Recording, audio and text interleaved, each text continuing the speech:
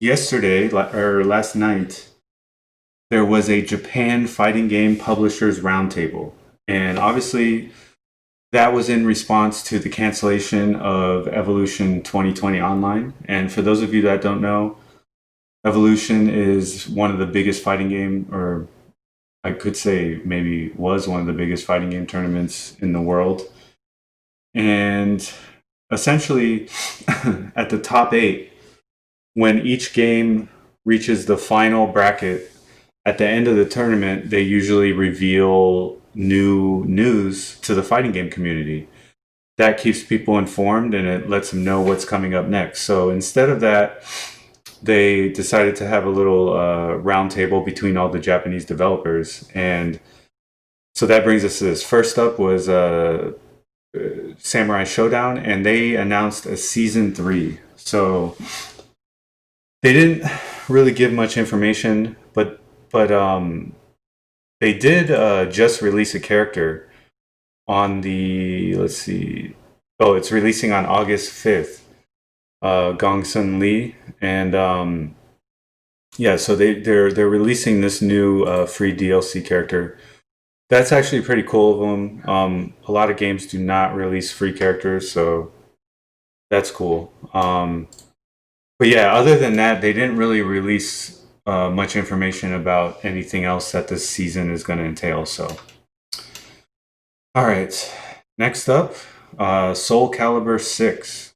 So, in case you're unfamiliar with this game, um, I mean, it's a pretty big franchise, and it's been around forever.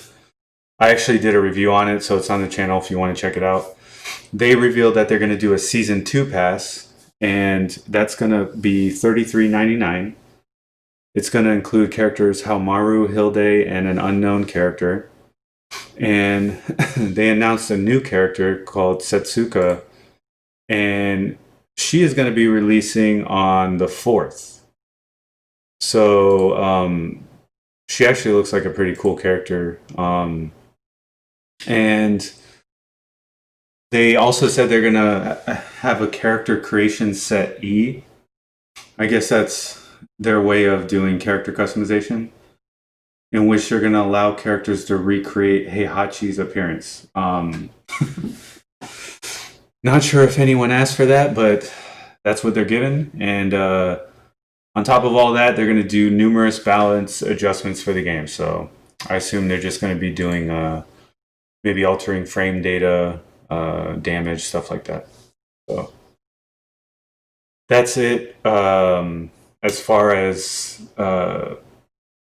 Soul Calibur 6 goes. And then next up, we have Tekken 7.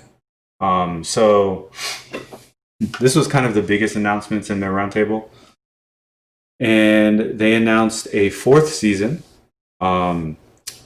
So let me just this up here. So they announced a 4th season. All characters are going to get new moves. So that's cool. So they're trying to address some of the issues of online play. There's been a lot of complaints about lag and the netcode. So one thing they're doing is they're adding an indicator if your opponent is on Wi-Fi or Ethernet, so you can kind of, I guess, discriminate against them. So not sure if that's going to help anything. It's just going to allow you to decide, hey, I think all Wi-Fi players, I'm not going to play with them, which I don't necessarily think is accurate. So they're going to have possible netcode improvements. I don't know. Harada said they were doing tests with rollback code, which is like what GGPO uses, which really should be the industry standard for fighting games. It just works so well. So if you work for a fighting game company and you're watching this, just use GGPO. I mean, it's established, it's used by many of the smaller fighting games, and they often have the best netcode, which is crazy because you would think $1 million companies would be able to have better netcode, but I guess not.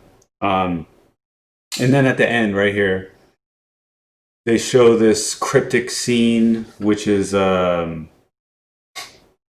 basically a ninja standing on top of a pagoda, and the consensus from most of the Tekken players is that that is Kunimitsu.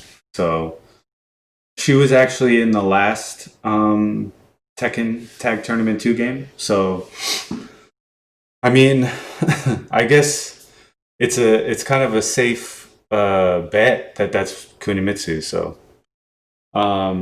yeah, so that's it for the round table. So